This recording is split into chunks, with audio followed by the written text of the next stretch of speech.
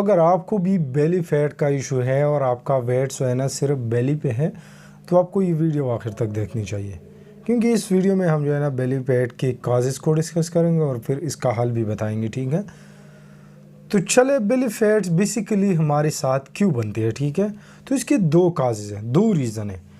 एक या तो हाई कार्टिसोल है, यानी स्ट्रेस की वजह से बढ़ता है, या इंसुलिन रेजिस्टेंट की वजह से होता है। जब आपकी खून में इंसुलिन ज़्यादा हो जाता है तो आपकी बॉडी जो है ना इसको रेजिस्टेंट शो करती है, जिसकी वजह से आपका जो है ना बेली फैट बढ़ता है। ठीक है, तो देखिए फिर आपने चेक करना है कि क्या आपके जो बेली फैट है वो सबक्यूटेनियस फैट है या विसरल ओबेसिटी है।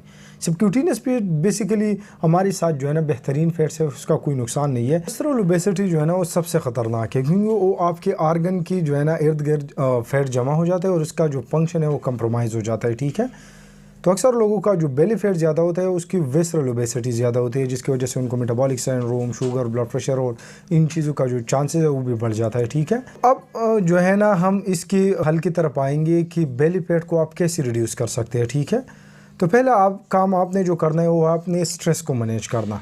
स्ट्रेस आप कैसे मैनेज कर सकते हैं, आप जो है ना नेचर में वॉकिंग भी कर सकते हैं, मतलब नेचर में घूमिए। ठीक है, डीप ब्रीथिंग के थ्रू भी आप अपने स्ट्रेस को जो है ना मैनेज कर सकते हैं।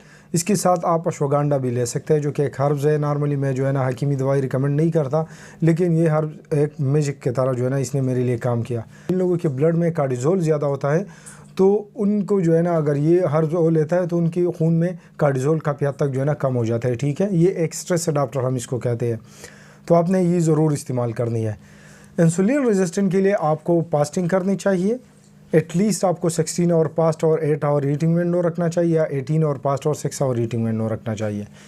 इसके साथ आपको लो कार्ब डाइट करनी चाहिए, क्योंकि लो कार्ब डाइट की वजह से आपके खून में इंसुलिन कम हो जाता है, जिसकी वजह से आपकी इंसुलिन रेजिस्टेंट काफ़ी हद तक ख़त्म हो जाती है। ठीक है, सिर्फ मैक्रोन्यूट्रन में कार्बोहाइड्रेट ऐसा मैक्रोन्यूट्रन है जो कि इंसुलिन बढ़ाता है। ठीक है, प्रोटीन भी काफ़ी हद तक बढ़ाता है, लेकिन वो इतना इफेक्टिव नहीं है।